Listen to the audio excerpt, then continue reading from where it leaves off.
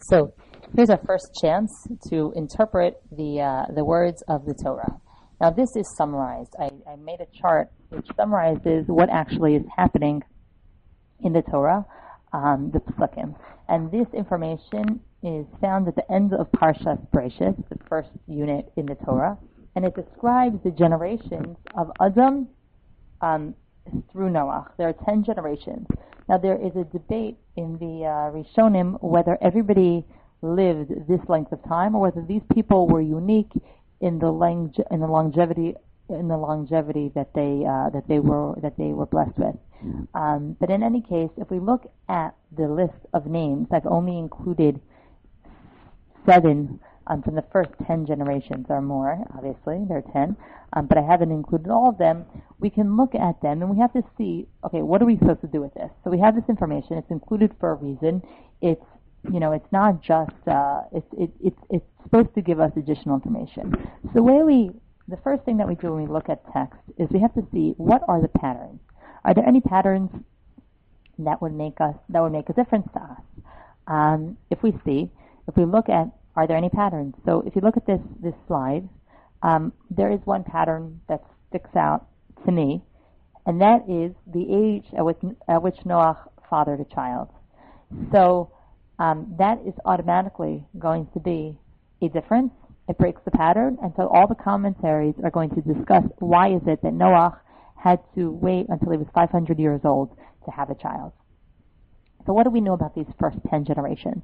We know about Adam, that he was the first man. He lived in the Garden of Eden, and he sinned. He ate from the tree of knowledge. His wife Chava was his partner and gave him from this tree of knowledge. And he ate, and he was kicked out of the Garden of Eden. And then the Torah tells us that he died when he was 930 years old. He fathered Cain and Hevel immediately when he was created, but then he waited another 130 years after he was kicked out of the Garden of Eden until he had a son, Sheth. And that's the child from whom the rest of the world descends. Cain and Hevel, we know about them a little bit. They were the 2 brothers who couldn't share. They decided to divide up heaven, the property, the world, and there was jealousy. They brought the first carbon, they brought the first sacrifice, and Cain killed Hevel in a rage, and then Hashem punished him with having to wander from city to city. So far, Adam, we know, he's the one who gets kicked out of Gan Eden. Cain also gets kicked out of Gan Eden. Sheth is the son born after 130 years. Enosh is the 3rd generation, and the Chumash tells us, Az hu chalakol b'shem Hashem. In this generation, the sages interpret that they began to serve idolatry. They initially did it as an intermediary between Hashem and man. They felt that they weren't worthy, according to the Rambam Maimonides. But then they just sort of forgot the end goal of serving God, and they just started to worship the intermediaries. So already by the 3rd generation, it's not looking too promising for the world. Adam, Cain, Hevel, Enosh, not looking too great. This continues for another 4 generations, 4, 5, 6, 7. Methuselah, he's a good guy. If you look, he lives 969 years. He's Methuselah, right? And so if you look at, he doesn't live that much longer than the rest of the first generation, 10 generations, but we know him as the longest living human being in the course of history. The 10th generation is Noach.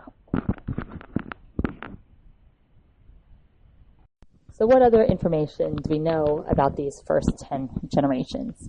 So the Torah tells us a little bit of information about what was happening in the first span of history, the first 1,000 years or so.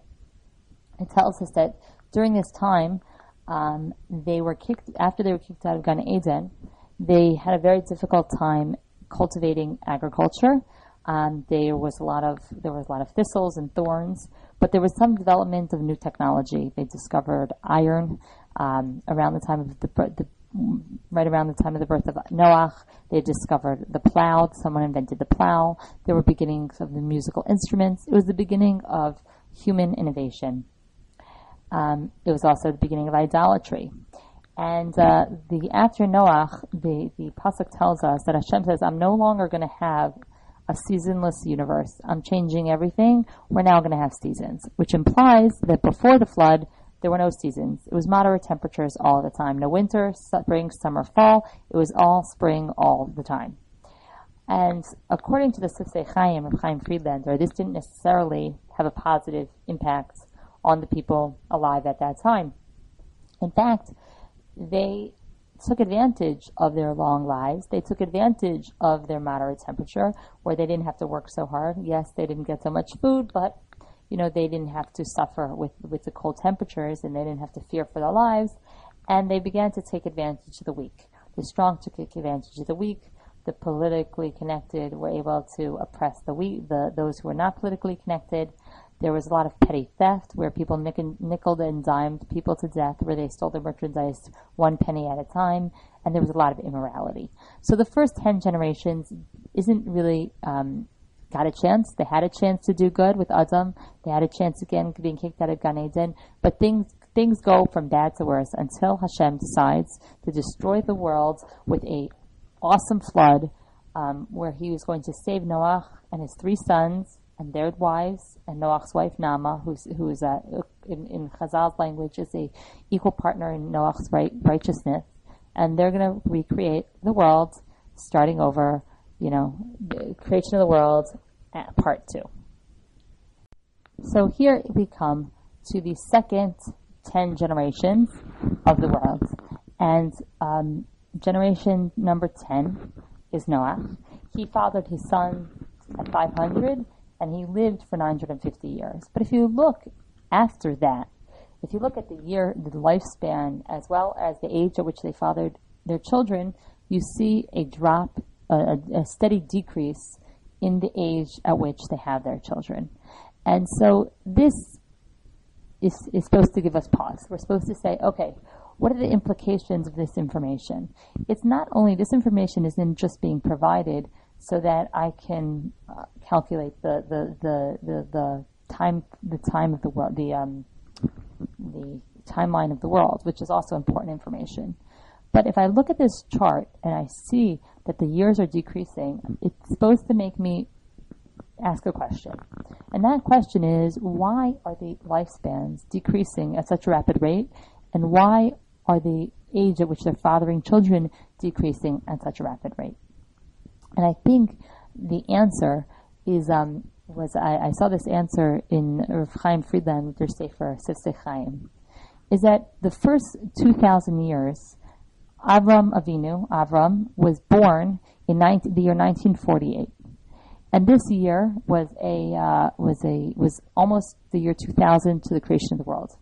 And so the sages explain that there are different eras in the creation of the world, in the world's history. The first 2,000 years are called the 2,000 years of Tohu, the 2,000 years of nothingness. The second 2,000 years are called the 2,000 years of Torah. Avram begins the era of Torah. The first 2,000 years, man had an opportunity to achieve his potential using the tools he had. He had no laws until the time of Noach, and then after that he had no Torah. But man did not achieve that potential. He had everything going for him. Before Noach, there were no seasons. After Noach, it's the rise of civilization. And even still, man did not use his gifts to find God. So come to Avram Avinu, and he's going to be a contrast to all the people who preceded him. He's going to be the individual who demonstrates that these people could indeed have achieved their potential had they just tried. So we see that God is going to change the lifespan of people because they're not meeting their goals, having 600 years to live, 950 years to live, 400 years to live. It's not working out. So God's going to make it so that the lifespan of man is less than 200 years, eventually leading up to around approximately 120 years lifespan. And that's enough time for people to take their lives seriously so that they don't while away their time and waste what the opportunities they have. So what was life like leading up to the time of Avram Avinu? So the Torah tells us in a very short order, it devotes only one chapter or so to this information, that after the 10 generations, from the time of Noach, it lists Noach's 3 sons, Shem, Ham, and Yafes, and it tells us the different nations that their children founded around Greece, Egypt, Babylonia, Assyria. These kingdoms began during the time before Avram and after the flood. And so technology, there's a story which is a famous story, which is the story of the Tower of Babel, where individuals join together to try to build a tower where they can go fight God. And what the story demonstrates in particular, is that this is a time when they had society where they were working together, and they also had technology. They had bricks, they had architecture. They were able to create complex buildings based on complex ideas and complex. It was no longer simple caveman stuff. It was much bigger than that. And this is the time when we know in ancient history when the pyramids were being built. So there's a lot of newness. There's a lot of creativity. There's a lot of potential that man has the potential to find God with, but it doesn't happen. And so this is the story of the first 2,000 years that we need to know in order to understand the time period in which Avram Avinu is born. So far, that's the end of class 1. We've found our way in the Chumash. We've learned about how do we interpret text, and then we've gone through some of the information from the Torah about the first 20 generations and what that tells us about what society was like before the time of Avram Avinu and how Avram Avinu was unique. I hope you enjoyed, and next class we're going to be starting with looking at the words, looking at skills to help us decode the words, and then looking at the actual psukim to translate them and then to interpret them.